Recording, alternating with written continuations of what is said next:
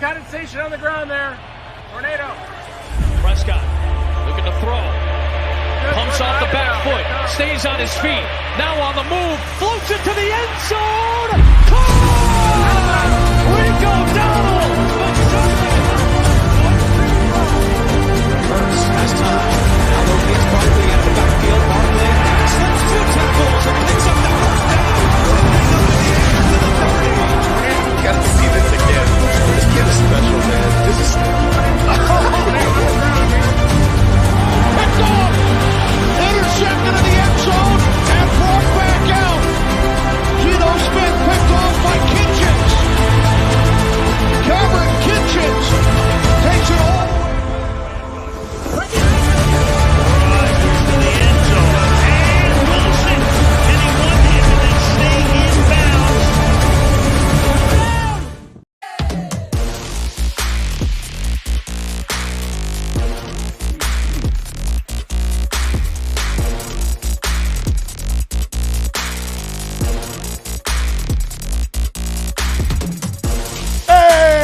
What up, everybody? Oh my god, dude! I didn't die, bro. I didn't die in the tornado. No, you didn't. You didn't. Great. Thankfully. Yeah, man. Well, yeah, no. For those who don't know, that my buddy lives around where tornadoes happen, and Glenn Powell did not, thankfully, show up at his house. Yeah, no, it's The nice way of telling someone, fuck you. Yep. Yeah. Yep. To the tornado, because that was actual footage, ladies and gentlemen, of the tornado today. Yeah. So sometimes life inspires art, because that was a tornado of a weekend. I lost another week. This one by Mr. Haygood, who I don't know, man. I don't know about that guy. Not a big fan, but I think he's also fine. Yeah, Well, but also not a big fan of some of these players. Chris Callaway. It's not his fault. It's not his fault. Come on, It's not his fault. That was all hurt. of Derek Carr's fault for throwing him that hospital ball. that's true. That was true. all of him. It did send him down as murder's row. Can't say the same for AJ Brown or other people, but we're not going to get into those just yet. Yeah, man. So how was your fantasy weekend? How did your teams do? Well, fantasy weekend sucked. Long story short, now I did win one game, but when you're in 70 leagues, at least if you don't win one, then you're So you're really, 69-1. Yeah, yeah, you got on the joke. Man. Memphis, 2 + 2 = 7. But no, it was a weird weekend. Just for you think. Up, it's not up is down or down is up. It was a pretty okay weekend, but it's just when you expect your players to do something and then they get hurt right up the jump, like Chris Olave did, as you're bringing it up, or they're just not the stud that you were expecting them to be. Jamar Chase was out of 5 touchdowns that Joe Burrow threw. Jamar couldn't be at least 2 of them. The whole thing. And then David Montgomery, they scored 24 points, but he wasn't really involved with that. So your studs that you expect to be consistent didn't happen unless you were Lamar Jackson. Then you still have consistency in your quarterback position. But other than that, it was, and Malik Neighbors. Do you know that you exist? Does Daniel Jones know he exists after he came off that concussion? Because I've yet to see that Malik Neighbors since he got concussed. It's night and day. You say Daniel Jones, he's in the top 10. Not I'm overall, aware, but but he's I'm in just top saying, 10 Malik quarterback Neighbors this week. getting that concussed, that concussion that you would think wouldn't be an issue, but it has been for Malik Neighbors owners. Yeah. But it may also be for dynasty owners too. Okay, dude, seriously, what is going on, man? We're winless. Why have we not won a game? You're the personnel manager, right? I mean, why didn't you play DeMarcata? The dude did great.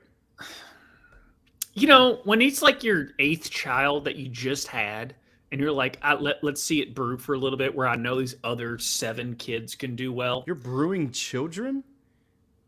I'm trying to figure out a reason to make children? it make sense. How big is your vagina? If you got 8 kids, bro. I'm like the Philip Rivers of dynasty owners. Okay, we have a lot of kids.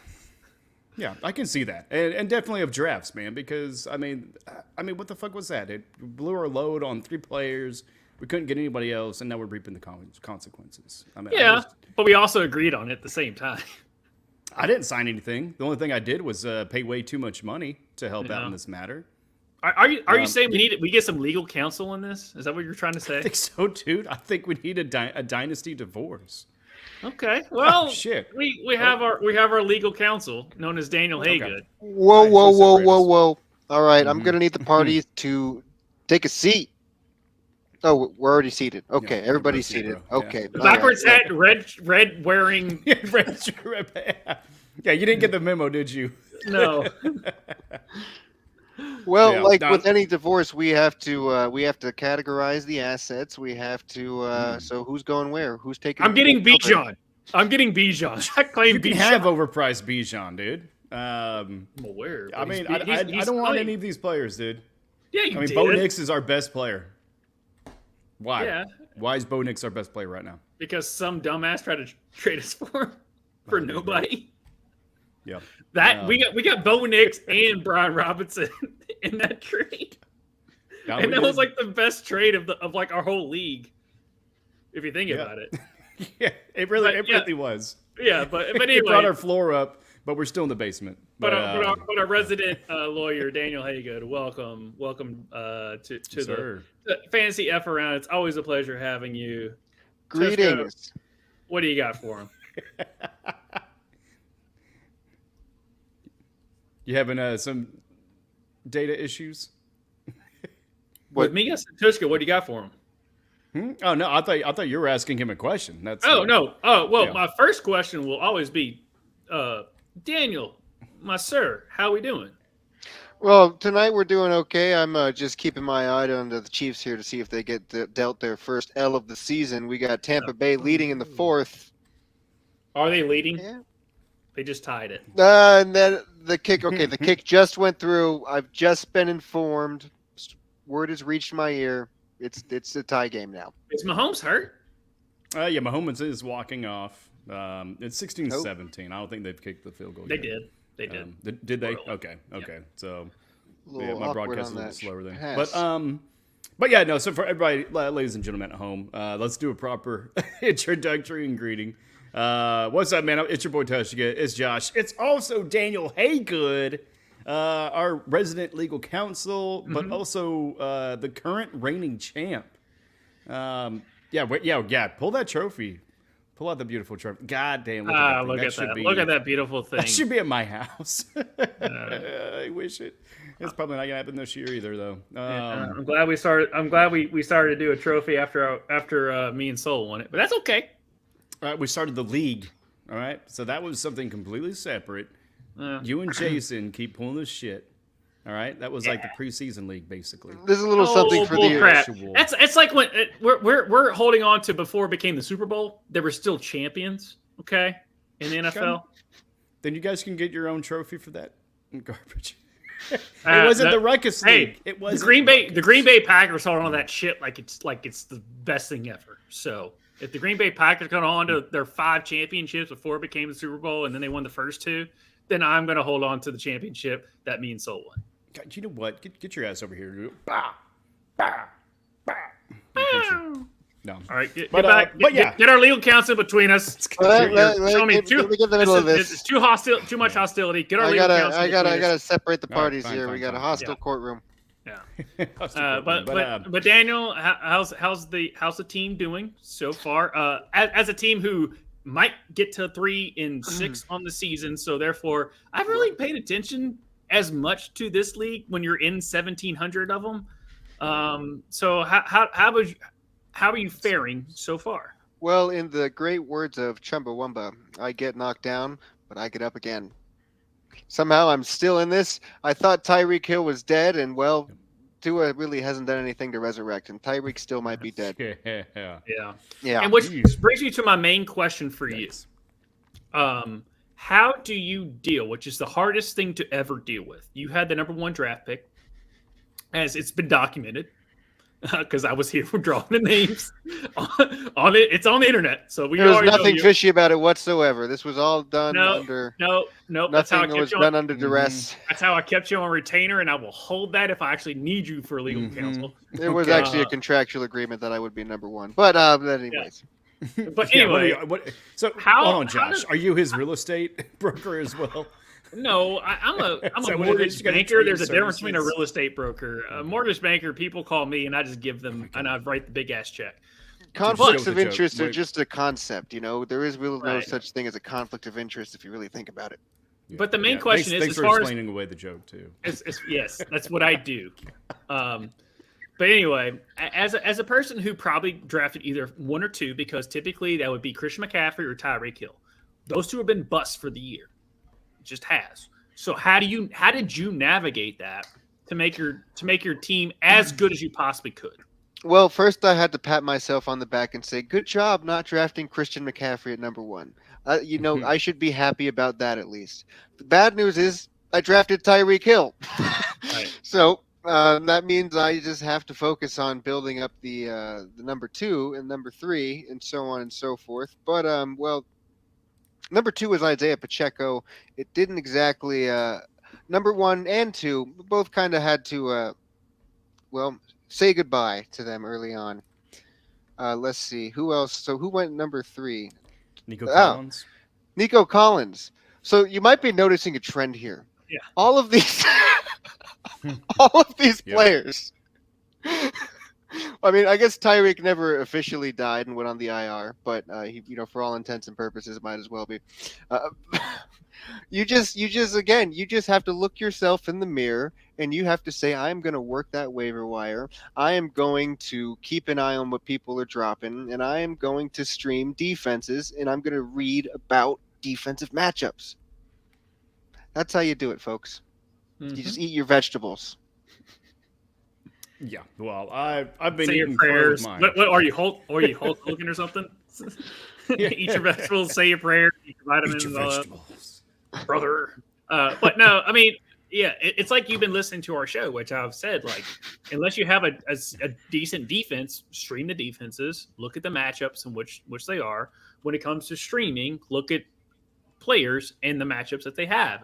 If a quarterback is playing the Jacksonville Jaguars, chances are get that quarterback if your quarterback sucks. Not running back wise, but receiver wise, you might look at that as well. Who was the biggest surprise on your team that when you drafted and were like, I don't know, but I'll take value? Like, who was that big surprise for you? T. Higgins.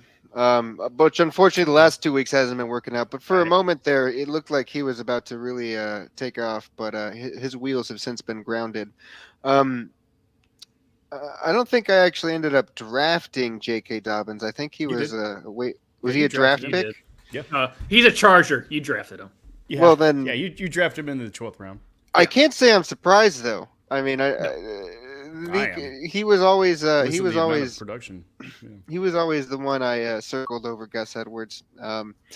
And I knew that people were sleeping on old JK. It's just a matter of health. It's just a matter of, playing the Russian roulette that is injuries in the NFL.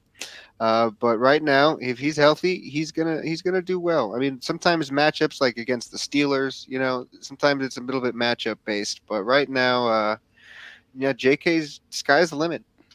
Yeah, and that was the big, like you were saying, the Russian roulette of like, is it the Gus bus? Is it JK? Like all the former Baltimore Raven running backs that people are like, how can Lamar not work? I don't know. They're a bunch of injured running backs that went to the Chargers and they're okay, but they're not Derrick Henry. And then finally give Lamar a Derrick Henry, and then he becomes what Lamar is. But JK and Gus, that was kind of the big question. Is like JK is the better running back, but Gus, no doubt, is solid. He is a bus, literally. He will drive it. He will drive the bus over the defensive line. Well, he'll try. So I always liked Gus in the later rounds thinking that he'll probably take the step up and JK is going to get hurt. JK has never really, he's gotten banged up here and there, but he's never gotten hurt. We are just gonna cross those Yeah, I was fingers, gonna knock say, on this wood, and I'm knocking on it. You If hear it me? be I'm salt, knocking on it. Yeah. But JK, like Who's the those asshole first, that threw the salt shaker? right, that first couple weeks, you were like, yes, JK still has one leg. Like you can just tell he's lost a lot of speed because of the injuries that he's had. But you can't teach what JK has as far as just, just vision and seeing the hole and seeing the holes and hitting it right. And that could be an innuendo, but I'm not using it that. I'm using it in football terms. Sometimes you got to fill it out. Yeah, sometimes you got to fill it out, never mind. Very sophisticated. But yes, but Taste test? JK, I can see like hindsight 2020. Yes, like JK is definitely the number one back for them, and with Greg Romans being a run first team type of philosophy on offensive coordinating, and plus being Jim Harbaugh being how he was at Michigan, and he kind of was at San Francisco. Like he was a run first oriented. He wasn't a pass happy type of offense. He wanted to control the clock, let the defense do what they need to do, and still win. And that's what Harbaugh does. And JK, And boy, is it just ever so fun to watch? Isn't it just riveting? no, It is just it's a boring ass football. riveting It's type boring of ass game. football. Oh, But guess what happens? 4-yard gain. Ooh, yeah. What are y'all? It's Five like watching a and, Chiefs game too. Are y'all 5-4 or 6-3 now? We are 5-3. Yeah. So We were like, just a couple of plays away from beating the Chiefs there, yeah. Well, so does everyone else that plays. Everybody else, brother. Everybody else, man. gotta get in Get line, line. I guess. Yeah. They don't blow anyone out. They I just. mean, the Ravens were survive. one toe away. I think the Bengals were a kick away. I mean, yeah. Yeah. But no, that makes sense. That you hit well on JK because someone had to do it. Nailed it, because dude. there were going to be a Harbaugh with Greg Roman offense a running back is going to emerge. Just so happened that you picked right with JK. Yeah. Yeah. And there were some wild think, cards. I think the biggest wild card that I noticed was, to me, Jaden Daniels. Of course, incredible talent, but he's a rookie. And he's going to Washington. Like, it's a cesspool. Dan It's Quinn, like Cleveland yeah. 2.0. Yeah, And, never get excited about the Dan Quinn, offense. Yeah, but it's worked out. I mean, he's there with Cliff Kingsbury. That's they right. got That's the why. sucker firing all cylinders, and it's absolutely incredible to watch. I'm sure you're just loving the issue of, do I play Love or Daniels? Which and I named my young quarterback do I play? named my team after Jordan Love, but I need to reconsider that to something Jaden related. But all you need is Daniels. Keeping up with the Daniels. Hey, there we go. Jaden domination is how I like to call him because after I think Jaden Daniel Haygood. yeah That is ever so creative. See what I did there? There's two common names. run like Jaden, think like Haygood. I don't know. Yeah. Well, for you all watching, put it in the chat. Let us know what do you think, Mr. Haygood's What's the next new team fantasy name should team? be. Yeah. I need to come up with a new one for myself because I always do I did some homeless toe. I like yours. I like yours a lot. And then whenever she Rice went out with a knee injury, it was some homeless knees. So I guess very tongue in cheek. I need to watch this game to see. What happened to Mahomes? homeless- I think he's yeah. playing right now, though. Oh, he's playing. He's fine. Yeah, he's still doing his thing. Who are we talking about? Mahomes. Oh, Mahomes. Oh, yeah. He's always going to do that, man. He's always going to limp and then just be like, well, I guess I'll just go out and finish the game one-legged. No biggie. If it wasn't illegal to put a wheel on your leg, he probably would do it. But no. So let's go and transition a little bit, though. Okay. So we're talking about our draft picks. We're talking about, really the surprises. What was some of you guys' favorite plays of this week before we get into the top 10? I mean, my favorite play was Garrett Wilson. I think the greatest non-play. Well, it was counted as a touchdown. So, Same thing with Devontae Smith. I mean, it looked not a catch at all. And after whatever happened to George Pickens, refs was like, nope, it's a touchdown. I don't care. It's a touchdown. So I still want from George Pickens situation, just to divert. I want a player to catch the ball in the 20 on one leg and just hop into the end zone. Yep. Just let him go. Exactly. Just let him go. Yeah. Don't put a foot down. Just let him go and see if the referees call it. And then as soon as you get across the goal line, hop out of bounds and see if they call it an incomplete pass. That's all I want. That's all I want. Yep. Just to butcher that. Just to the biggest middle finger to fuck you. That was a catch. Yeah. I mean, you know that was a makeup call, basically. Yes, Like, both of them. Because of the heat they got from last week and how it was like, okay, you can't put the same foot twice and have that be counted as 2 football moves. So then this one was like 1.5. It was like his ankle was down, which is like technically the side of his foot. God, I mean, an ankle technically is 2 feet down. That is by the rule. That the is side correct. of your foot. But I mean, looked I don't know at how that. many people walk on the side of the foot besides the penguin. Shout out HBO Max. Watch that new episode. So dope. But our legal representative here, Mr. Haygood, Your Honor, Sire, PhD doctor. What Esquire. do you think about the 2 touch? Yeah, Esquire. Sorry, you missed the most important one. My jeez. We need to update our resume for you then. Right. But what do you think about that though? Like the two football moves or the 2 touch with one foot. I mean, what do you think about it? No, we're we get to a point when we talk about catches and what is a catch where we're just gonna say whatever in the moment is best for us, because it's just it's never going to be clear. And as lawyers who live in the gray area, that's where the money is made, and we never really want there to be a clear answer anyways. We always want this conversation to be happening. We want you to be confused. We love it when you're confused and you don't know where to turn, because then we'll pay you. so I can't actually comment further without you paying a retainer. Sorry. Oh, okay. I gave you the first pick, so therefore you have to answer the question. That's a catch. Cash App again? Is it still the same Cash App? Yeah. Okay. No, it's Zelle. It's Zelle. Shout Well, out to Zelle. if you pay me more than him, then I'll say the other thing. So. Yeah, right. I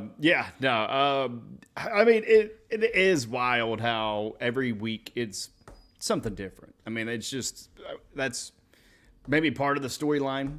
Right, part of the NFL script to where it keeps it exciting, it keeps it a little bit intriguing as far as just the question marks around it. But it is aggravating as hell, especially whenever they don't give somebody a touchdown who rightfully deserved it, like Pickens did last week. Like Des Bryant. Yeah, Des Bryant. I mean that was probably one of the first ones that was. The widely criticized or publicized one. Well, that was the replacement refs, right? No, was that was Green Bay Seattle, where it was a playoff like, game. Yeah, the playoff. Well, it wasn't a playoff game. No, that wasn't a playoff game. The playoff game was Des Bryant. Okay. That was without replacement refs. The replacement refs happened, and then there was it was Seattle and Green Bay. Green Bay was up. Russell threw a Hail Mary to Golden Tate. The guy the DB for Green Bay catches the ball, and Golden Tate is behind him and just wraps his arms around and just puts his arms around the ball that the guy has, and they called it a touchdown for Seattle. I remember this. Yeah. Okay. That sounds so. Familiar. That's as soon as they said it was called a touchdown, and then after review, the play stood, which made no sense whatsoever. Everyone afterwards was like, "So we're done with the replacement refs," and it cost Green Bay the game. So, but Chad Johnson actually was the first one that brought in the catch because he caught the ball against the Bears, turned around, and then put the ball on the ground just to stabilize himself, and the ball came out from his hand, and they called it a touchdown. Then that's back when reviews first really came into prominence. And they said, oh, he didn't catch the ball through the whole act of catching the ball. And that's when it first became a thing. was just go back and watch that Chad Johnson. It was a catch.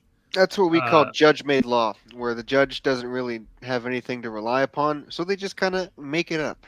Yeah. And so now that they came back, the Des Bryant one was against Green Bay in the playoffs, where Des caught the ball, turned around, leaped forward, and to go for the goal line, and then the ball like popped out. But they said that wasn't a football play. I'm like, how do you establish 2 feet? He turns, pushes the ball forward. Like, he wasn't doing that to like even like brace himself. He was literally like trying to make a play. That's a football play. That's not a fumble. That's not, well, it could have been a fumble, but it wasn't an incomplete pass. And then they came back years later and be like, oh, by the way, that was a catch. And I'm like, thank you for every Dallas fan that thought that was our last chance of making a Super Bowl. But okay, it's fine. Yeah, or now that you made it correctly. In hindsight, it was a catch, I guess. I'm sorry. Sorry, Dallas. So yeah. But that's how we learn. That's how we better the game. Yeah, that's how we learn from my misery. It's fine. You got to crack a few eggs to make an omelet. But also you gotta crack a few Cowboys. Yeah, but also like a city is not going to really change a whole lot of traffic ordinances or laws or even communication without there being a death or something, right? I mean, they don't just well, you know what, this does feel unsafe, we're gonna lower it. Like, no, like we got to see the data. Like you have to have a few accidents, a few deaths, and then be like, oh, you know what? Now we'll change it. Yeah, so that's you. Hindsight. That's you. You That's should me? be proud of that. No, that's the Cowboys. You should be proud of that. Oh, yeah, them. Exactly, the Cowboys. Me. Yeah. No, that's the Cowboys. Should be proud of the Chiefs for trading for DeAndre Hopkins. He just caught a second touchdown of the day. Oh, Jesus. No. Well, thanks for ruining it. I'm a little bit behind. Okay. Oh, look. Hey, guys, breaking news. DeAndre Hopkins scores. Oh, my God. Haygood, what's going on? What happened? Are we about to score 24 points? What did I tell you was going to happen? And then guess what's also going to happen is that the Buccaneers are going to drive down the field, be within the 20-yard line, maybe a little bit outside of it, and then they're going to get stopped, and then they're going to kick a field goal. Anywhere. I don't think they're driving anywhere right now.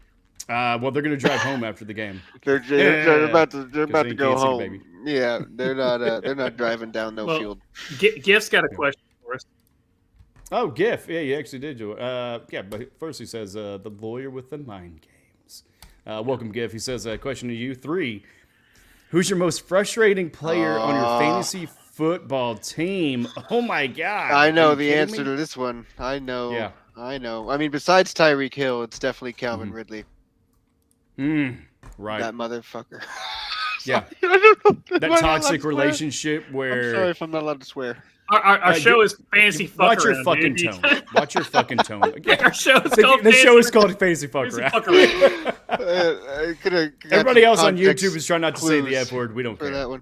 Yeah. Yeah. But yeah, no. I mean, when we talk about like toxic relationships, where you put them in and they shit the bed, then you take them out because of a matchup or something, and then they show up, and you're like, oh, okay, my bad. Come back over, and then they're like, yeah, you know what? I'm actually seeing other people, and and then you still got to give them a drive home because they don't have a license. That's not me. That's somebody else, but it's aggravating, right? Am I right, Geff? Yeah, he says cursing and nudity is allowed. Yeah.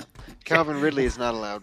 Well, I wish I mean, I wasn't going to tell you, but what did Calvin Ridley, as the number 1 receiver for Jacksonville last year, what did he do? He caught, 5 touchdowns the whole season, I think. Maybe. Yeah. And then he goes to the Titans, and then people are like, "Oh, he's going to be better this year." He's going to be with a worse quarterback. He's got Will Levis. That guy just throws all day, man. As much as I feel your sympathy, but people thought just because, dip his balls in mayo and eats bananas without the peel. Oh, that fucking shit. It's like he knew he was gonna get benched a few weeks in, so he's like, I gotta make the most of this now while people still know who I am. And I never, and not to get to your frustration, but I never bought into the Calvin Ridley stock. The reason people did is because, you get him at such a good value. And remember when he was good at one point in his Atlanta career before he bet on NFL games? Yeah, we all remember that. So That was fine. As much for me, frustration wise, it's Puka Nacua, and it has nothing to do with Puka Nacua.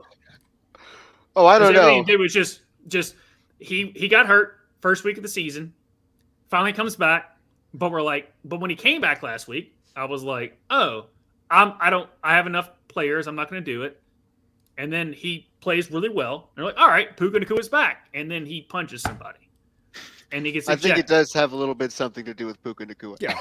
It has a lot to do with him. Maybe his the most arm recent. and his fist. But but it's not as bad as Tyreek Hill or Christian McCaffrey. Yeah, Tyreek's got no excuse anymore. Yeah. No. Yeah. He was getting arrested outside of the stadium. That's what we need. That's what he needs. He needs to get arrested before every single game. Yep. Because he killed it that He game. did. Killed it, dude. That was it. That was the one game. That was it. Yeah. There were no more good games Oh, after yeah. that. Two got a concussion the next week. But yeah, no. So looking at Calvin Ridley, right? I mean, talking about your frustrations.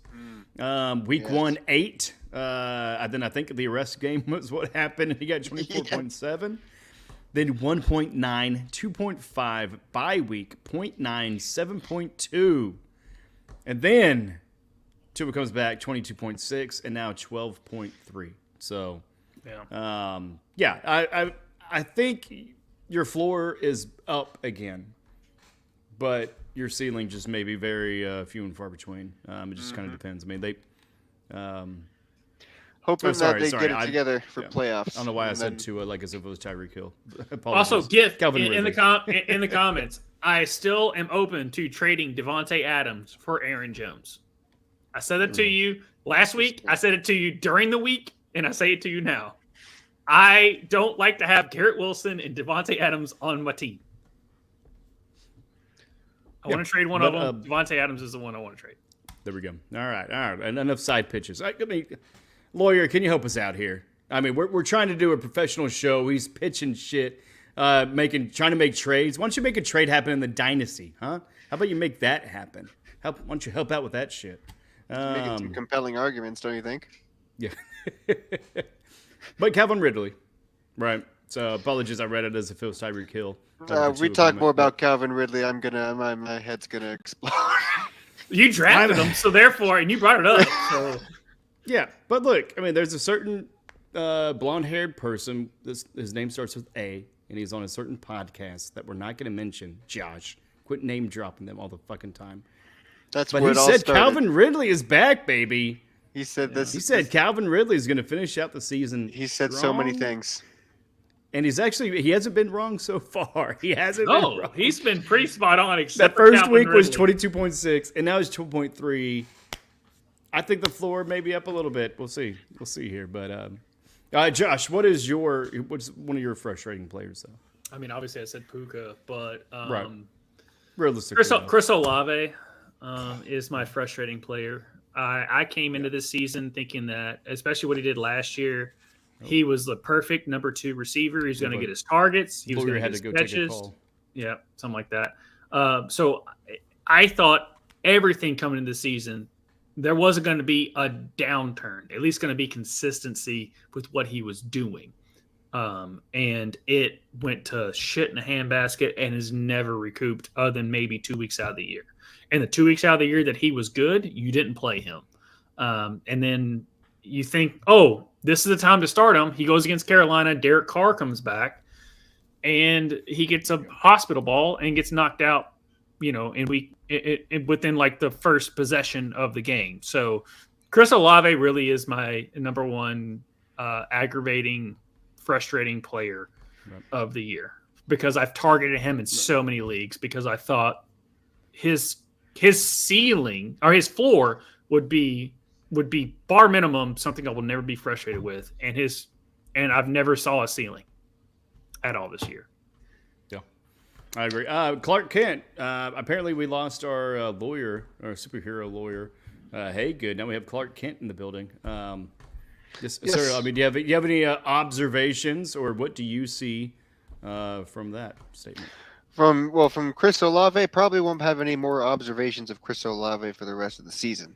Just looking at how that all went down, and it's unfortunate because all the pieces seem to be lining up, and I had Chris Olave last year, and I think my experience last year with Mr. Olave was enough to deter me from wanting to get involved with him again this year. And you never want to say you were right about someone, but unfortunately, I was right because he was not up to his expectations this year. Yeah, no, he was he was the worst, and he still is for me in my. I mean, going out in the first quarter, him and AJ Brown. That's another fucking headache because the guy is so good, and I don't own Jalen Hurts, but for Jalen Hurts owners, he's a headache as well. Because whenever he's out, Jalen is not the same, and when he's in, everybody's firing on all cylinders. The Philadelphia headaches. Yeah, and man, it's so accurate. And honestly, it's my whole wide receiving core that's my frustration point. It was my strength in the draft, being the top 4 picks, looked very promising, and then just injury after rookie not showing up as far as Marvin Harrison Jr. Oof. I think he's been the worst because he hasn't been injured. Right. Yeah. I would like to injure him myself. It's just sheer wasted And potential. Kyler Murray. Yep. Yeah. Exactly. That's what makes it so painful with Marvin Harrison, I think. Especially when you see what Malik Neighbors was doing before he got concussed. Who was the other rookie? Brian Thomas.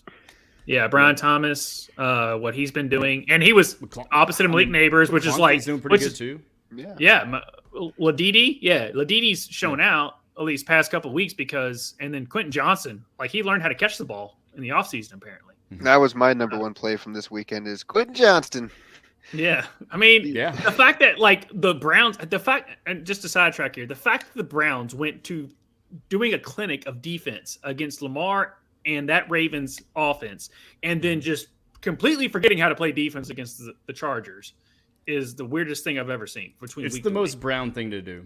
Yeah, it's the most Brown thing to do. They shit the bed. You show up for a division game against number 1. It was vintage and then you Jameis. shit the bed the next week. It was kind of total vintage Jameis. Like he was like when Tillman just perfect, just everything was on point, and then all those then interceptions the Chargers happens and just every interception I was just howling. Yeah, because he's gonna have a lot of them. But hey, good question, Gif. Let us know in the chat what your frustrating player was, and also for everybody watching at home, let us know in the chats after the fact, or if you're watching a little bit later, let us know. We definitely want to see, and best of luck to the frustrations. But cheers to the top 10. Cheers. Yeah, that's really a cool graphic or transition would happen if we had it, but we don't. But we are going to the top 10, and it's. I don't love it. I don't love it because my teammates' names are not really on there. But good God, JSN. Welcome to the top 10. About time. Number 1. We expected this last year. Jesus. About 10 weeks into the second year. 37 points, man. That's definitely up there, I think, for being contestant of like one of the highest of the season. I believe we had a 40-burger. But he got 7 receptions off of 13 targets for 180 yards and 2 touchdowns. Absolutely bananas. And Gif, do you want to trade? Can I trade, please? Do you want to trade and then DK comes back and JSN goes to shit again? Ooh, not to put a wrench in that trade, but I'm just saying. Mm-hmm. The reason JSN did this well this week has everything to do with the fact that they went against the Rams and which did have the biggest, longest play in their DB pick 6, but also their defensive, like their defense is not that great, and so all I had was Lockett and JSN, and so they're like, all right, step up because DK's not here, and they did. So is this the JSN we're expecting him to be since he was drafted out of Ohio State, or is this just a victim of circumstance? And I think it's a little bit of the latter than the former. And now again, I will eat my words, but I think this is a victim of circumstance. Seattle in the market for a QB next year? Possibly, but Who did tough they question. draft this year? Did they? I mean, when's the last quarterback that they drafted, anyways? Russell Wilson. Oh no, Yeah. Derek Locke. They drafted Derek Locke. Drew Lock? Yeah. Drew Locke, Derek Locke, whatever. His sucks. He can rap on the sidelines to songs that are on the loudspeakers. That's about as far as it goes. No, because I always mess up. I'm like, David Carr? I'm like, shit, that's his brother. No, it's Drew Locke. Thank you, Drew Locke. Yes, they drafted Drew Locke as far out of Iowa. I think they drafted Drew Locke. I thought they swapped with Drew Lock with Denver. They might have. I know he was on Denver and he was on Seattle. It might have been Russell Wilson the last time. I thought it was a swap. Yeah, I thought it was a swap. Yeah, with you might have been Denver. right. I think last year I think they swapped for Drew Lock last year. Denver. Okay. Yeah, Denver was the one that drafted him. Drew Lock played a little bit, like starting for Seattle, I think. Maybe Geno was hurt or something, but I'm pretty sure I remember. No, you're right. So yeah, Russell Wilson's the last quarterback they drafted. Yeah, no, they need to get out there and get a new 2012? quarterback. Yeah, and nothing is Geno. Geno's been fine, but he's not going to win you a Super Bowl. Nah, and I mean, that division right now is like they're never going to be out of it. They could be playing for a playoff spot, but yeah, I mean, they need a spark that young fresh blood might serve them well. Honestly, like they should try to trade for Michael Penix Jr. I'm just dying to see that guy play. What about Fields? Oh, No. him too. But yeah, No. he's not going to be an improvement over Geno Smith. But he won 4 games with the The Steelers. Steelers there. Come on, now. Have you not seen the difference between Yeah. Russell Wilson figured out he could do the all of moonball fantasy again. the fantasy world has seen the difference in production for sure. Ask George Pickens people. Like, oh yeah, I love Russell Wilson. Yep. Pickens, maybe a little bit of uptick on Freiermuth. Yeah, Maybe he's still not. He's not tight, but he ain't loose. it's the same. It's the same thing with us Josh Downs owners when Joe Flacco was named starter. Like, yeah, yay! Ooh, hold on. They did draft a quarterback in 2018 in the 7th round, Alex McCall. All right then. Yeah. Wonder whatever would have thing. become of him. Enterprise, rent a car. Yeah. I don't know. He probably makes way more money than all three of us. Well, he does, Tvshka 'cause combined. You're a lawyer, so there's a Because difference. he's a backup for the Green Bay Packers, and that's Probably why. makes Yeah. He makes considerably more than us. Oh, he's Alex Moran. All right. Yeah. But anyways, yeah. So Jason, Yeah, I know. welcome to the top, bud. Welcome to the top. Congratulations on We that. had to give a little bit of time to JSN. It's the first time he's ever cracked it. Oh, dude, yeah. And I mean, and we love Jason. We were high on him, in the draft early on and everything of that nature too. So, And then we traded him away. and coming up behind him, but also running backwards and doing a reversed jump. Probably does reverse cowgirl on the bed. Saquon Barkley. Good freaking Lord, dude. Like, how dope was that? That was so insane. Talk about welcome back to welcome back of people thought that they wrote off running backs of him and Derrick Henry this year. Oh, dude. Yeah. Now I wasn't like when he was with the Giants these past couple of years. I'm like he's hurt. They rely on him too much. There's nothing else that's going. They're going to stack the box and they're going to make Daniel Jones throw on him, and he just doesn't have the weapons. If there was any time for them to keep Saquon Barkley, it'd be this year with Malik Neighbors, so that way it can keep defenses honest. And then they ended up letting him go and goes to the Eagles. And I was like, if there was a time, the only question I had about Saquon was like, is he going to get those goal line carries because of the tush push and all that shit that they used to run? That was my only question. So that's why he was still dropping. And then the other questions people had was like, well, he doesn't catch the ball. I was like, screw that. Saquon is great when he's around solid players and they don't stack the box against him. Here we are. Saquon, if you had a redraft, he'd be 1-1. and we talked about prior to the show, but that's just how I feel about Saquon. I think that's a pretty easy call. I think we all should have drafted Saquon if we could have. Yeah. Yeah. Who has him in our league? Who has him?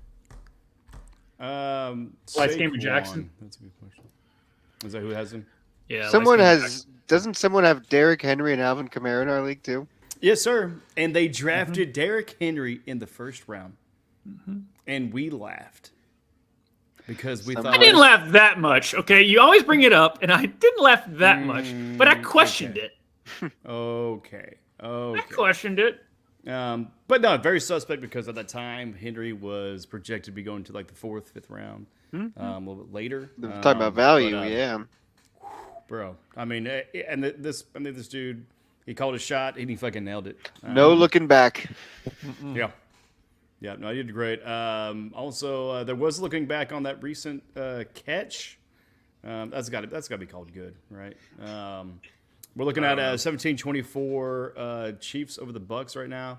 1:28 seconds left. 3rd and 1. First down, baby. 4th quarter. Stop saying shit before I see it, guys. Oh, I didn't say it. You guys are the worst right now. But who's not the worst is Achane.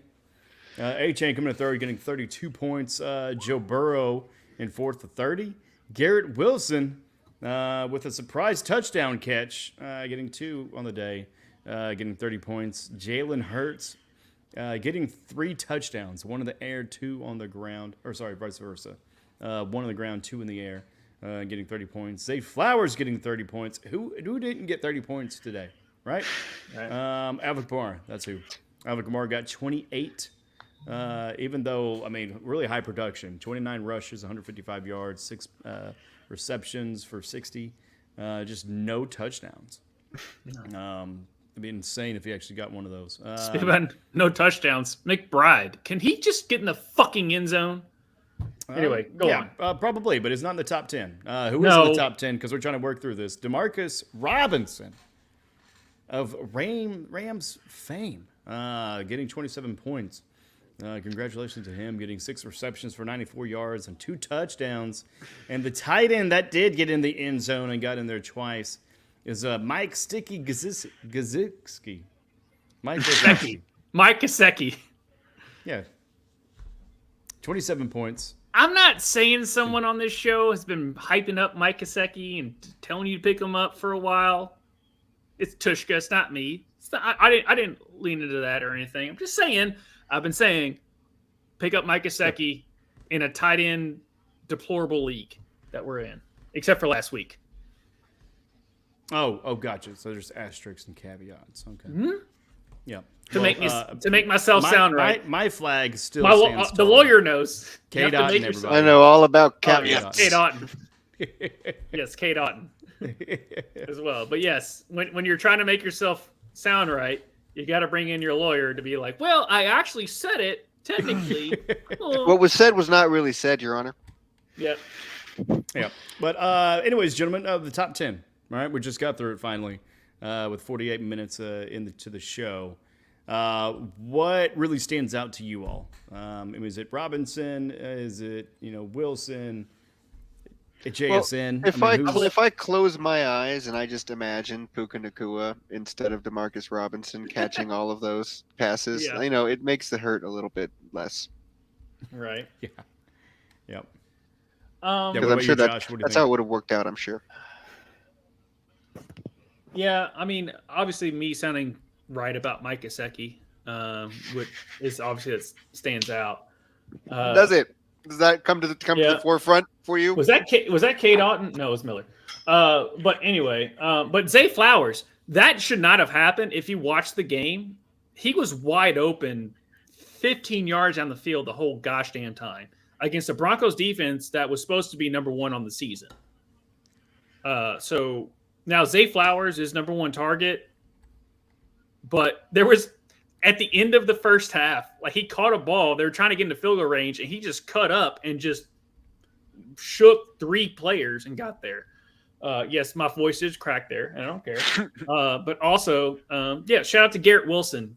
you've arrived on being consistently good in fantasy, because I think that's 3 weeks in a row that he's been really, really good. Yeah, who would have thunk that would be post Devontae Adams arrival?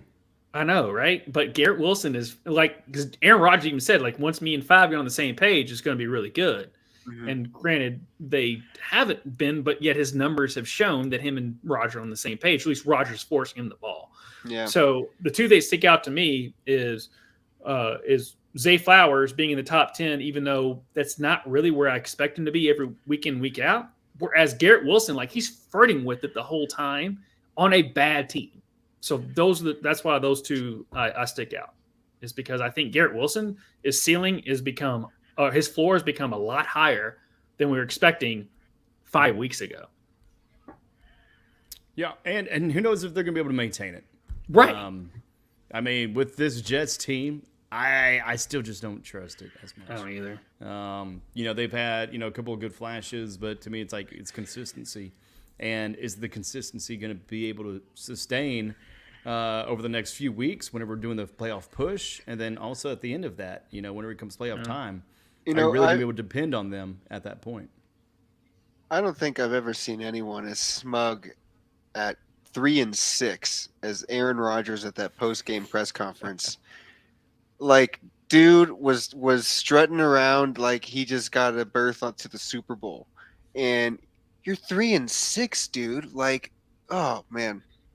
Yeah. Well, Haygood, I will say this. You know who was 3-6 last year and made a playoffs and ruined my life? The Green Bay Packers. That's some irony right there.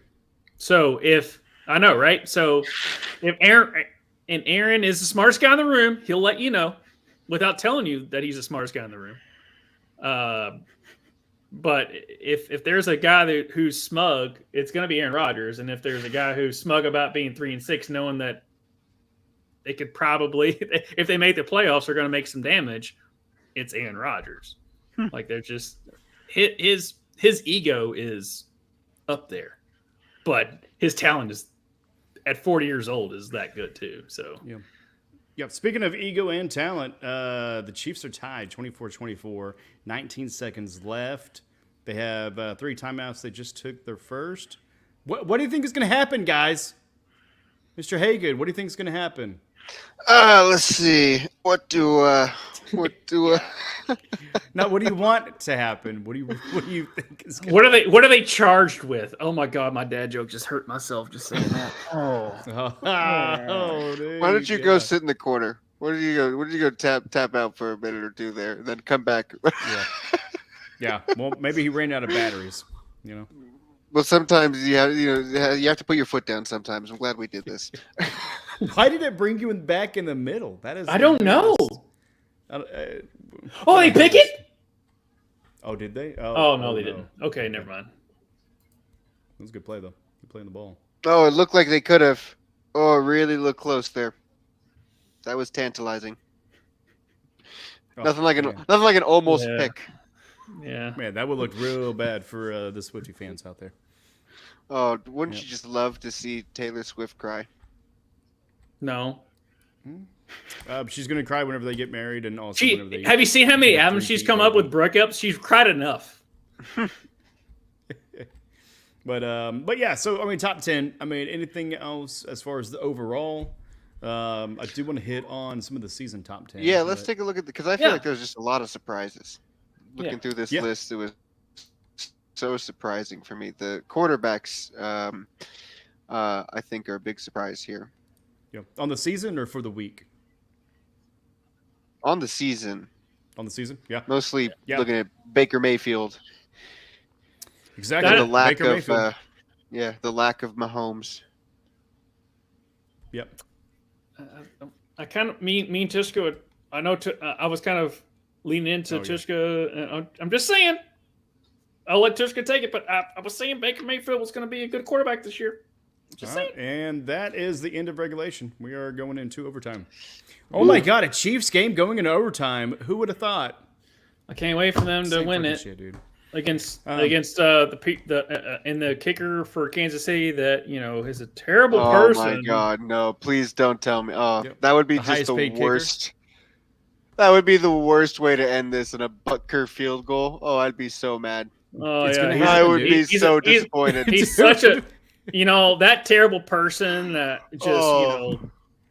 he's just a terrible guy. Like he just doesn't want anyone to do anything. He's just terrible. All right, we're at 54 minutes. So you had mentioned quarterbacks on the season. So looking at that list, you got Lamar Jackson in first right now. Woo! Of course, these are statistics taken last night at the end of regulation. So Mayfield's points are not added to it. So Lamar Jackson be 228, Baker Mayfield being at 193. Let me know, Josh, if you look it up, if that differential could change. We're looking at 35 points. I don't think it's going to hit, but so Baker Mayfield, very much a surprise. He's on your team, isn't on he? the season. He is on my team, yes, sir. He's Jaden got Daniels. 7. coming He's in at got third. he's got 18 points on the season. 18 points. It's about On the season. 10 times as much as Kyler Murray got me today. So. Sorry. Jaden Daniels coming in number 3, 187. Josh Allen, no surprise, they're in the top 5. Number 4 coming in 183. I'd argue it is a surprise. He should be higher. Huh? Well, I'm saying that because I own him in another league and I want him to be doing better. But he should be. Damn it! He's been like the first quarterback. He's been the highest ranked quarterback for like the last 3 years in a row, right? Or something like 1 and 2. I think this is a disappointment for Josh Allen halfway through the season. Well, what's the disappointment, the passing or the rushing? Because their team itself is better at rushing. For Touchdowns. I think the number of touchdowns. Well, he's got 17 passing. Oh no! touchdowns, I was reading the but wrong he's only got category. 3 rushing. He's killing it in the touchdowns. The difference between him and Lamar are not interceptions, because I think they both have 2 interceptions on the year. The difference is that there's 3 different. Lamar has 3 more passing touchdowns than Josh Allen does, and Lamar has a little bit more One rushing less yards, rushing. Passing one less yards. rushing. So it's literally like. The fact is that you drafted Josh Allen in the 2nd or 1st round, and you took Lamar in the 4th. But we all knew that Lamar and Patrick Mahomes and Josh Allen were those top 3 dudes that you were going to draft or target, not named Jalen Hurts. And then Jaden Daniels ended up being more than just a running quarterback that we were expecting, because here's the thing about Jaden Daniels, not to go on a Jaden Daniels tirade, and Please do. but Okay. For 5 minutes. for 5, that wasn't my. Do you want me to go on Jaden Daniels tirade or not? Under 5 minutes, go. Okay. Well, no, the thing that I will say about Jaden Daniels is coming into the league, he did not want me to talk about Jaden Daniels. We were trying to go through the whole top 10, but he's just part of it. But Jaden Daniels coming into the league, he was a Heisman Trophy winner, but he padded up stats, and he also had Brian Thomas and Malik Neighbors as his wide receivers. Same thing they said about Joe Burrow and having Justin Jefferson and Jamar Chase. So coming into it, but Joe Burrow was a prototypical pocket passer, and blah blah blah, and he had doubts. Whereas Jaden Daniels, I thought he was just a victim of just being a part of a good system than being a good quarterback. And which what they said about Lamar, even though I'm a big Lamar homer. So I was like, I got to wait and see it, especially going to Washington, who has been the most inept, incompetent organization. And then to see what he's doing from week 1 beyond, he's here to stay. And I'll because I picked Caleb Williams early in drafts compared to Jayden. If Jayden was there late, then I would have picked him up just to see what happened. But that's my Jay Daniels thing, is he proved me wrong. And I am so glad about that. Yeah. No, as you should be. Good job. That was actually under 5 minutes. That looked like right up about 2.5. Yay! I just want to kind of keep it going a little bit, so that way we're kind of staying a little bit on pace. But but still, to wrap up this first hour, and also the top 10 quarterbacks. We got Joe Burrow coming at 5, Jalen Hurts at 6, Geno Smith at 7, Bo Nix. Here we go. Rushing yards. 8. Rushing yards. Kyler Murray at 9, which I think is a surprise. Not that he isn't where he's at, but that he's even in the top 10 because he has performed so inconsistently and terribly. He's been more of a for the most die part. than a ride, I would say. More of a die than He's a been ride this year. fucking killing me. And then Brock Purdy, sturdy Purdy. Yeah, They're number 10. he's a real tough guy. Yeah. And who's missing? I feel like someone's missing. Do you think someone's missing? Who's missing? I think we're good. No one that we want to mention who's not on that list that we thought might have been on that list. I mean, at unless this you want to point talk in about the Justin Herbert. season. But nobody was drafting Justin Herbert in the 4th round, were they? Yeah. Or Talking about the guy who's driving right now to win the game. Yeah. Yeah. No. But no. I mean, if you want to talk about it, man, I would have told you from the jump. Is Justin Herbert doing better than Patrick Mahomes at this point in the season? Who's doing better? Doing better? I think it's a good know. question. Jared Goff, Sam Darnold. You want me to keep J.K. going? Dobbins has kind of taken a lot of your work there, but also at the same time, there's a difference between winning games and fantasy, right? Mm-hmm. And that's where we said it from the top of the season. I stay away from the Chiefs players because we win games, but we do not win fantasy because it's just a slobber knocker. I mean, all we got to do is score 24 points. I mean, now tonight we got to score a little bit more.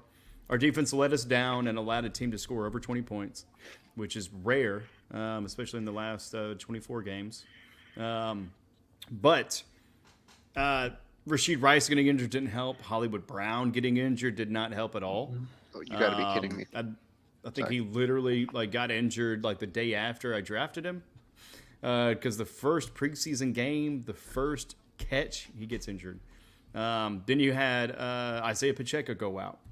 So, I mean, you had a lot of your core of the offense that you had built and put together and kind of developed completely gone. So, people aren't giving him as maybe I know people are annoyed with the Chiefs, but why are we not talking about Andy Reid for Coach of the Year? Because with the amount of shit that they have had to gone through, it's always expected. You know, the Coach of the Year award is like a most improved award. You know. Yeah. It's no not one really expected that many injuries. It's not really a Coach of the Year, and you're totally right about that. It's kind of why I think Kevin Stefanski ended up winning it last year, is because they had all those injuries. Dude, the guy's trash. He should not have won it last year. He should not have. When you overachieve according to the pundits, instead of just because when they say oh, the Chiefs won the Super Bowl, you're supposed to do that. Therefore, Andy Reid, you're not the Coach of the Year anymore. When Michael Jordan, does what he does, he's expected to do it. That's why Karl Malone and Charles Barkley won.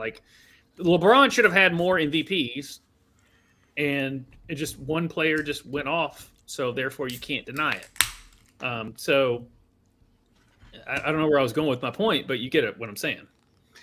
We all know Andy Reid is probably the best coach in the NFL. Yeah, I mean, we all go to bed at night safe in the knowledge that Andy Reid is the best coach working out there right now. Yeah, despite you guys got a good one there. His horrible acting in San Diego. in those state. Yes, Harbaugh. You cannot be just swimming in just. Especially that you have the same your roster is not as good as it was last year, and it's still better. We're doing better. We are figuring things out behind the scenes. Yeah. Yes, because Harbaugh is that good of a coach. Yep. He just wins. That's actually what helps me go to bed at night. I go to bed at night safe in Harbaugh. Right. Safe in Harbaugh's hands. Harbaugh knows what the fuck he's doing, and I don't know. And I've never understood. Just every time I watch this team, this team should not be good. And every time I watch them, they're disciplined as hell. They never. It takes the better athletes to beat them because they're not going to make the mistakes, like the big mistakes. That we usually do. And that's what it is. Your 3 losses are to just teams that just flat out have better athletes than the Cardinals. The Cardinals, we should have beat the Cardinals. We stopped James Conner. We tackled James Conner in the end of the 4th quarter. We probably win that game, but we forgot to tackle for a play. It happens. But that's what the NFL is. You just exactly right. Every game can be there's a reason the Chiefs are the best team in the NFL. Still they don't blow out teams anymore. but they still beat them because they're the better team. Like you would think the Ravens were going to blow out every team, and no, they just lost to the Browns last week. So that was pretty sweet to watch, wasn't it? Huge upset. Yeah. So But that's a good what bounce back game for them. And, we're talking about fantasy football.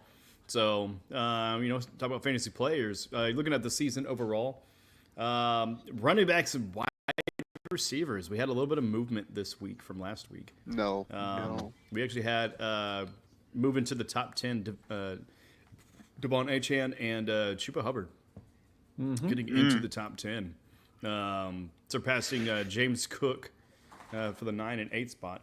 But still the top. You got King Henry, you got Alvin Kamara, Saquon Barkley, or Barkinsdale III. You got Bijan Robinson finally getting in there, right? Yeah. And then Joe Gibbs, Kyron Williams, and Breece Hall. So those are your running backs. And then for the wide receivers, we had a couple of movement as well. Moving into the top 10 was Amon-Ra St. Brown and Zay Flowers. And Zay Flowers, to me, is one of the biggest surprises. Other than Chris Godwin still being in the top 10, even though he hasn't played for like 3 weeks. But yeah, I mean, out of those running backs and wide receivers, I mean, what you guys see like any surprises there? And is Zay Flowers a legit candidate for trade? I'm just waiting for your reaction at this point. Yep. While you were talking. Yeah, it's all right. I'm a professional, guys. Also, it's expected. That's what hurts. Like, I'm sorry. Like, No sorry reaction. about it, guys. This is all Sorry part of the about plan. This was you knew this was. Sorry this was, about it. This was how the I mean, script I'm reacting went. more to fucking what is Eli Manning doing? That's what I'm reacting. Yeah, the headstand. Yeah. What Oh, everybody yeah, else is they're doing. doing the celebration. But no, the fact that like we were big on Bijan and Breece Hall, and they're still in the top 10, yeah. but they're not scoring what they're not the top, both in top 5. That's like the weird thing is like we're expecting Bijan and Breece to be there, and they are, but they're not. It's certainly dominant. not with the draft capital that you had to No. spend to get him. I mean, yes, Derrick Henry was like Alvin Kamara is the big one. Where like, and he performed this past week. That was against Carolina, but that's not gonna be unless he gets traded to somewhere where he can be, and I think he will be traded somewhere. When it's all said and done, Alvin Kamara is not going to end up in the top 5 unless he just. I think he had crazy. the back half doesn't look promising. Yeah, but Jamar's there to stay. Like that top 5, the CD just did get banged up, and obviously Dak being out and then being one dimensional. Like Cooper Rush is going to find the ball if CD's going to play.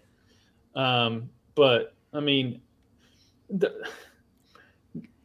top 4. I mean, look at Jamar Chase, Justin Jefferson, Garrett Wilson, CeeDee Lamb. Their draft capital is where you expect them to be. Like they're going to be in the top 10. Now Garrett Wilson a little bit higher than what we kind of expected him, but not really. We expect him to take that leap.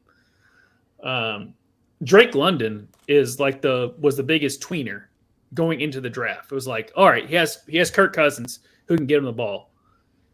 And like the first 2 weeks, we're like, nope, not going to happen. And then, nope, Drake London's become consistent. And now he had his hip injury because he did the dumbass planning thing, and then he hurt his hip in the game when he did that.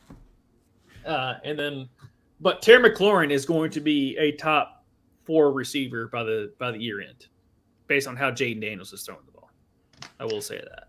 I will second that. Yeah, just watching them last week, just in the red zone. I was just watching Red Zone, but it seemed like every time it would cut to that game, it was a Terry McLaurin reception.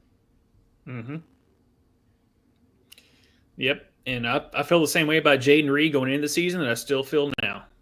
That dude is all tools, everything. And I don't care how many weapons they have on Green Bay. Jaden Reed is, well, they both are, but Jaden Reed is a different dude.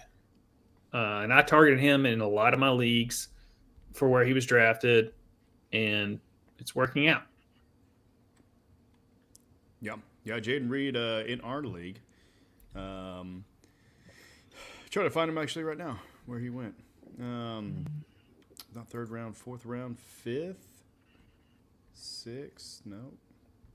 Where did he go? Did he go that low? Yeah. He's pretty low. And I was trying to get him in like the 8th round. Mm-hmm. Yeah. Yeah, that's where he went, 8th round. So, It will not be the case next season. No. yeah, definitely not. No, that's what I was thinking. I was high on Jaden. Like when I'm high on players, it doesn't mean I'm going to overdraft them in a sense. I mean, maybe I should have and just said screw it, but why overdraft them when you can get them later on and still pad your value, you know? It's always a mental game of like hindsight's 2020 versus like, yes, I was right on this player and I could have gotten him earlier, but I didn't want to risk taking a better value at the time. And that's always fantasy in a nutshell of like, when's it a reach and when's it just passing up on value? And once you've mastered that, then you can go bet on underdog. Right? Yeah, right. But I still bet on underdog and lose lots of money. Yeah. Yeah. Well, I mean, talk about, people that you can bet on. Chris question, Chris the Gift Taylor. Best surprise on your fantasy football team. And let's knock through this real quick so we can get some questions and try to wrap up before the storm hits me. All right. The biggest surprise on my fantasy team has actually been David Montgomery. Being consistent of how consistent Monty. he has been. Full Monty. Yeah, the full Monty. I drafted David Montgomery and Brian Robinson in a lot of my leagues, but I expected Brian Robinson because he was the main back. I expected David Montgomery to be good, and it hurt me every time. I'm like, we've got to take a running back here at the value where it was. We have to take another running back. We know he's going to play. He's not a starter in a sense because we know Jahmyr Gibbs is the guy. Like he's the guy. So do you take a 6th-round draft pick for David Montgomery, or do you take another flyer on a receiver? No, you take a David Montgomery and just see what happens. Last year he got banged up. This year he has been banged up, and he's been consistent every single week.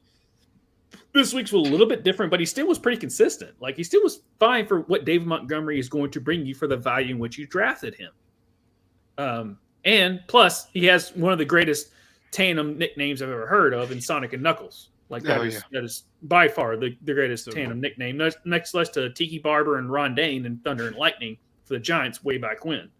Nice, like it. Hey, good. Who was your pick? For my biggest surprise, it'd probably be. I mean, we talked a little bit about J.K. Dobbins and Jaden Daniels, but aside from them, and I mean, I'm looking at DJ Moore, and it's a big disappointment. I had high hopes. DJ Moore has been, he hasn't even had those flash games. It's really just been low scoring. Well, let's be positive. What's your best surprise? Oh, best surprise! That was the qualifier there. That was the question, lawyer. It's okay. It's okay. If you were in frame, maybe you could read the question. Yeah. Probably just the consistency of Dobbins has been a very pleasant surprise because I thought he might have been out of the game by now, but his health has been the best surprise for sure. Yeah. And mine hands down, Baker Mayfield. Even though I was high on him and was a big supporter, loved seeing at the end of the game him dapping up. I love his former teammates in Oklahoma, being Creed Humphrey and James Winchester and others. Dude, I would have been happy with number 11 on the season in quarterbacks, let alone number 2 and flirting with 1 overall on the season. And why do I keep sitting his ass? I don't fucking know because I suck. I have a toxic relationship, man. But that's enough about me. Let's get to some of your questions as far as how you can better your team. And Nihal Nijar, and apologies if I mispronounce it, I traded Cedric Tillman for Amari Cooper.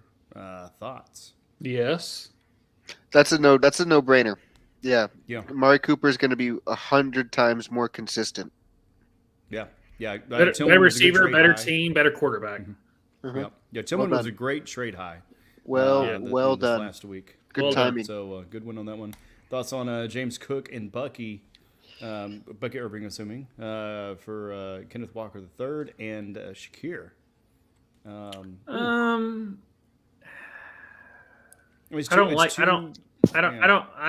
like that 2 for 2 because I like Bucky and James more than I like Kenneth Walker III.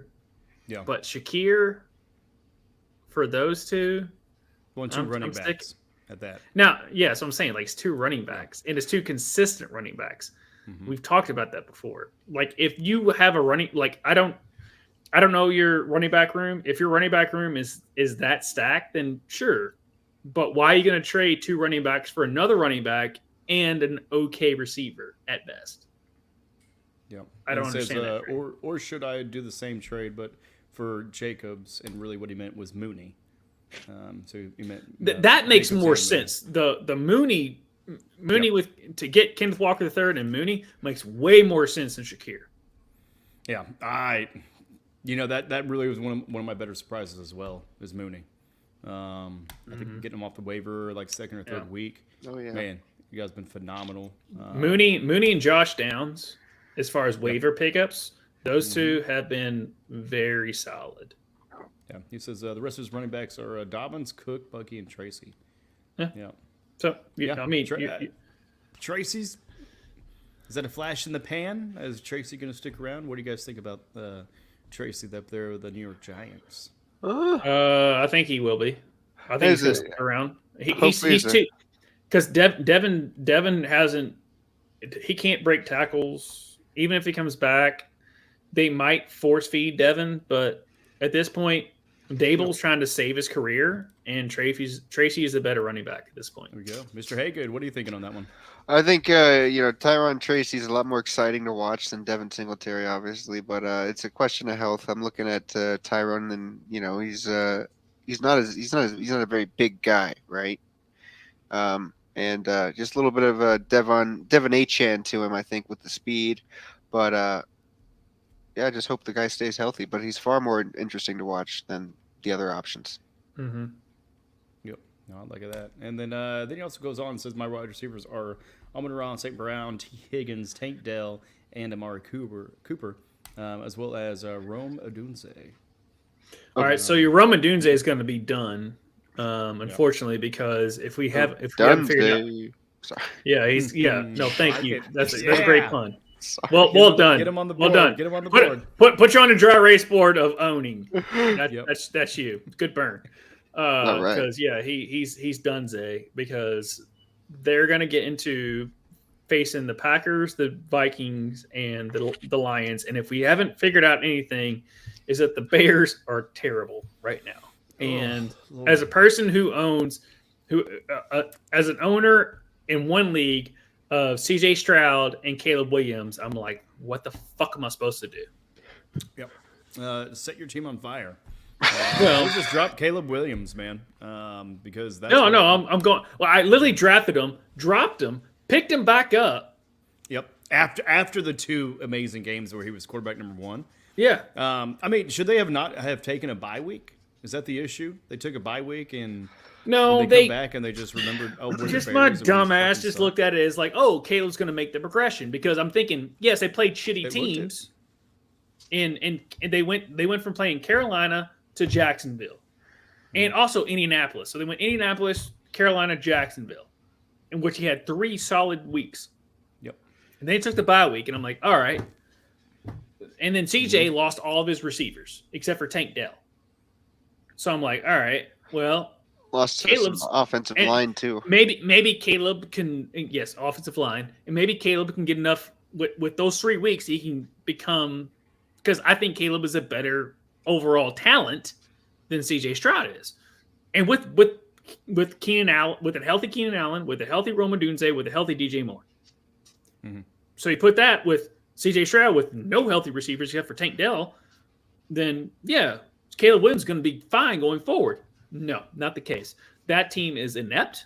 That team is just terribly coached. There will be Mike Vrabel will turn that fucking thing around. Mike Vrabel is going to get paid a lot of money from some team next year. Yeah, I was gonna say I don't think Vrabel's solidified as being the Bears coach. No, but I'm just throwing it out there of like just Yeah, that team is that team has no grit whatsoever. I thought that was the Patriots. I thought the Patriots. All of them. Yeah, but yeah, no, Nahil, you got some really good wide receivers there. So definitely best of luck in your trade. You also asked one question. Let's make this a final one when we start wrapping up. What are y'all's top 5 running backs? And where would JT, H-Hand, KW3, and Mixon fit in there? Mixon's got to be close to the top. Yeah, Mixon's definitely the most consistent. Like he's number 3. Have we not talked about him yet tonight? I know, right? Because he just it wasn't a great fantasy production week. No. He just sits a little bit outside of the top 10, overall. And so, but he's had incredible production. Yeah. Maybe just not as consistent. That injury, I guess. Yeah. The thing with Mixon is like if you look at his past 2 years too, it's the kind of same thing that we talked about Jerome Ford last year and Brian Robinson last year. They were just boring running backs. Like they didn't they weren't doing what Saquon was doing, like jumping over people backwards and like Bijan and Brees of just like doing some incredible, or like Derrick Henry, they're doing some incredible feats. They were just out there just being consistent, just consistently a good running back. And that's what Joe Mixon was. And then once he got off the Bengals, they're like, what's wrong with the Bengals this year? Joe Mixon's not there. Yeah. Joe Mixon's not there. And then when Joe Mixon gets on the Texans and he's healthy, guess what? Joe Mixon, their whole offense at this point, because Stephon Diggs is out for the year and they're waiting for Nico to come back, is their offense is taking the next step because of Joe Mixon. And it's a weird thing because you look at Joe Mixon's career, they're like, oh my God, we got Joe Mixon. He's just been the placard of consistency. Yeah. So between the top 10 on the season, that is Derrick Henry, Kamara, Barkley, Robinson, Gibbs, Kyron Williams, Brees Hall. Are you knocking any of those out for Mixon right now? Brees? No, Yeah, Brees is the odd man out. Say it one more time. Derrick Henry, Alvin Kamara, Saquon Barkley, Alvin, Bijan Robinson, Joe Gibbs, Kyron Williams, and Brees Hall. So yeah, so you're going you're going to the Kamara. dumpster fire where they can't throw anything. But it's not Kamara, it's the team. It has nothing to do with Kamara. Like and Brees Hall is just the fact of that because it's 2 different reasons. Number one, Kamara because his team sucks. Unless he gets traded, I don't see him do anything for the rest of the year. And then because they can't play Carolina every fucking week. And then with Brees Hall, it's because Aaron Rodgers is going to just sling that ball to Devontae Adams and Garrett Wilson. Like that's the reason I bring. I'm figuring that's why Haygood also agree with me on that. Yeah, that's the game plan. Yeah. Yeah, and the rest of their schedule, they play Carolina this week. Next week is Atlanta, then Cleveland. They have their bye. So the week 12 bye, which is a rough one for a lot of people. The Rams, Giants, Commanders, Packers, Raiders, and then ending the season with the Buccaneers. So really only having 2 more division games, it looks like. So the rest of it is playing that AFC and NFC grouping. Yeah, I mean, not the best, because especially, Tampa Bay on the 18th week might be nice for a New Orleans guy. But, Vegas in the Dome. But I'm looking at that Packers, Washington, New York. Like, that's going to be some rough December games right there. Mm-hmm. And, for a team that's starting to really start cracking at the seams right now, we'll see what happens. But I like that. I like that pick of Kamara. Yeah, I'm with you. I'll go say Brees Hall. But so where would you put Jonathan Taylor, H-Han, or KW3, Kenneth Walker III? Hey, good. I'll let you take this one. I'm not sure how I feel. I mean, H-Han for me, like sky's the limit. I think he might be he could be the number one fantasy for the rest of the number one running back in fantasy for the rest of the season. Just looking at how he's been on an upward trajectory. The other ones I kind of see regressing. Jonathan Taylor, like he's not getting any help with this QB carousel. He's kind of on the back burner. It's Flacco. Yeah, but even when Flacco's problem is that he's kind of a gunslinger too, and he doesn't do he's not so much a check down guy. I mean, he's going to check down more often than Anthony Richardson, but I mean, we saw it last night. It was not pretty for Joe either. No. Yeah, but then Kenneth Walker is the wild card in this one because I have no idea how the Seahawks are going to do. They're just an unpredictable team in general.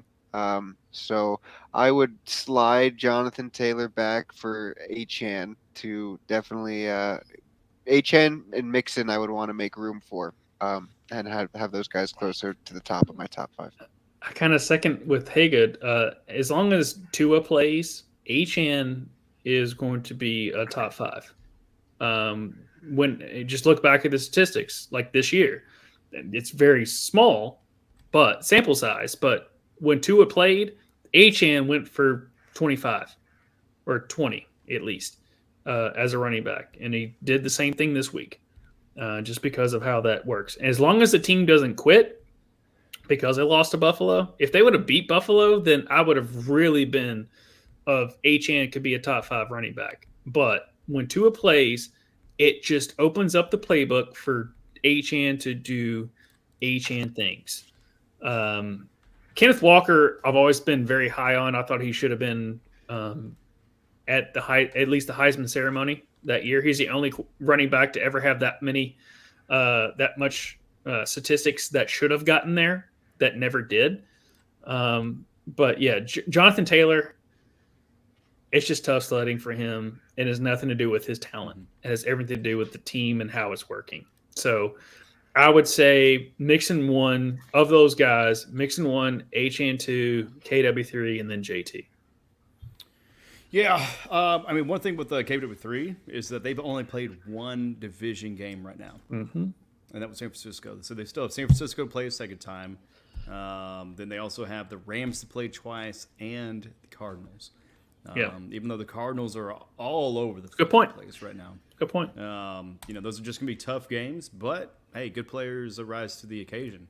And against the 49ers, who at the beginning of the season was touted to be one of the best defenses, definitely has not proved to be that. They still got 20.9. That's nothing to sneeze at. That's pretty impressive. Yeah. I mean, and then against the Detroit Lions, who are up to snuff right now, basically being the number 2 team in the league, he got 33.6. So maybe it's a game scheme. Even though they just played the Rams, he got 13.7, and he actually had a higher snap percentage in that. So that could be another factor as well. Looking at your snap percentages as the season goes along, because now we're going to start really seeing. We didn't see it a whole lot with Kareem Hunt tonight, but you're going to see a lot of age kind of showing, and you're going to see a lot of fatigue for people that maybe don't really maybe do enough cardio, and there's just a number of factors.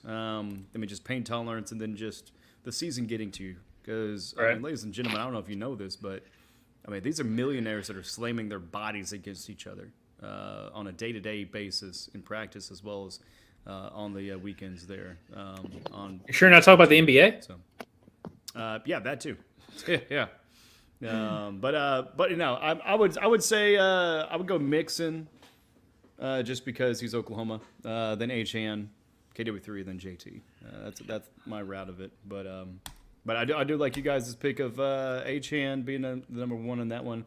I just don't really want to put too much stock in the Dolphins because I don't either. They have not been able to cash any of their checks. No, they've tried to write the last few years. No, sorry, Soul. But I just as a person who owns Achane in one of my 87 leagues, when Tua plays, Achane Achan's different, man. Achan's just different. They scheme Achan differently when Tua plays because you have to respect the down the field passing, and then they can just check down to Achan, and Achan can take a 2-yard gain into 11. Yep. All right, final question. Rapid fire. Cook or Jacobs to roster? Cook. Yeah, you going Cook? I'll go Jacobs. I'll be the counter. Okay. Just kind of say that, hey, Right. maybe. And the lawyer. Maybe Green Bay. All right. The verdict is James Cook. Yeah. Ooh, that's big as well. They're a run-first offense, guys. And Dude. even though the Packers, who we've listed as one of the highest rushing, one of the best rushing yards teams, James Cook tends to get in the end zone more than Josh Jacobs. But I think they're both the same type of caliber fantasy-wise running back. Yep.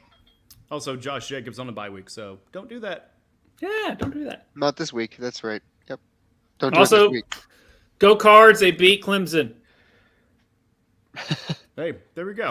First time ever. We beat Clemson in 10 years at Death Valley, which is the first time. Like, it's the only 4th time they've ever got defeated at Death Valley since 2011. So suck it, Dabo. There we go. Hey, good. Anybody you want to shout out as the lightning is striking around my house? Anybody want to shout out or tell them to That's so relevant since he has a lightning on his shirt. I just want to thank my mom for giving birth to me.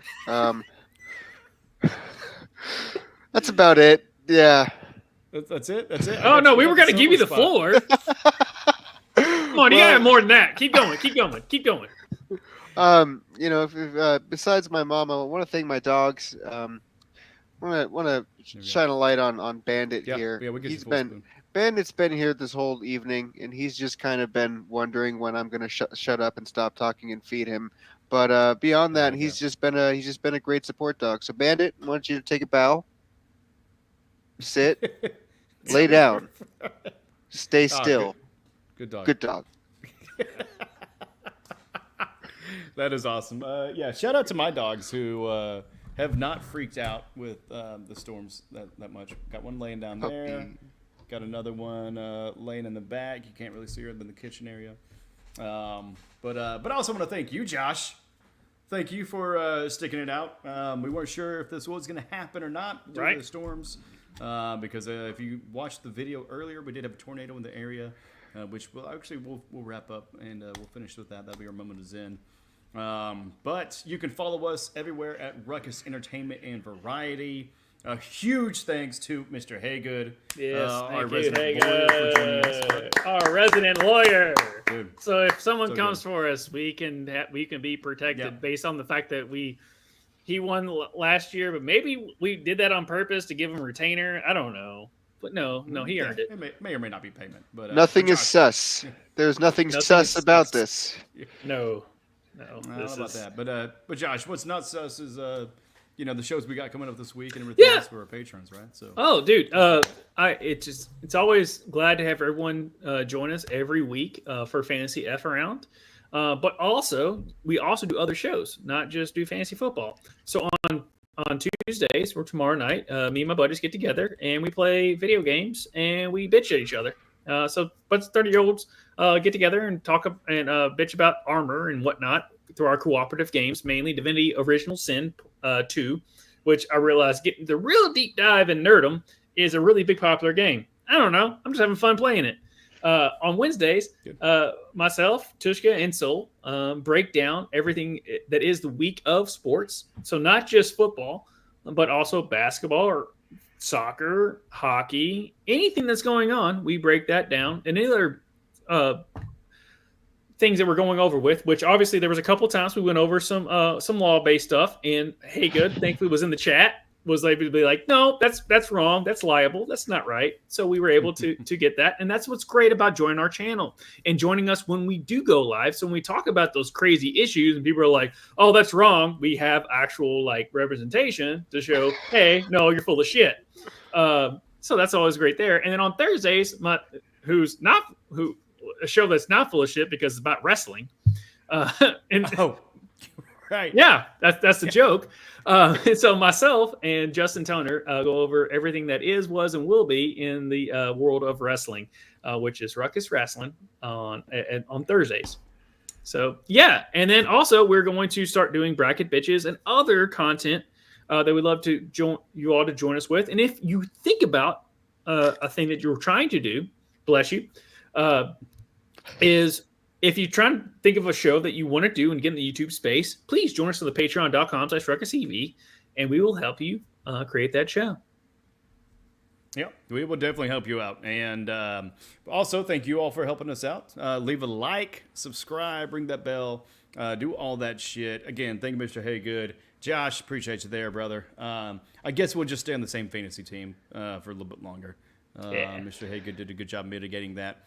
But what we have to try to do this week is you got to mitigate the bipocalypse.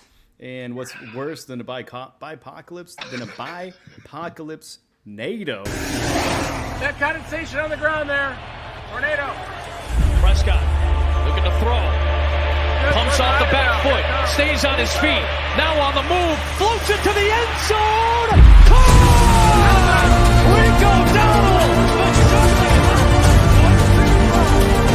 Hurts has time. Now locates Barkley at the backfield. Barkley slips 2 tackles and picks up the first down. Gotta see this again. This kid is special, man. This is Picked off. Intercepted in the end zone and brought back out. Geno Smith picked off by Kitchens. Cameron Kitchens takes it all the way. To the end zone. And Wilson getting one hit and then staying in bounds. That's all we got, people. Peace.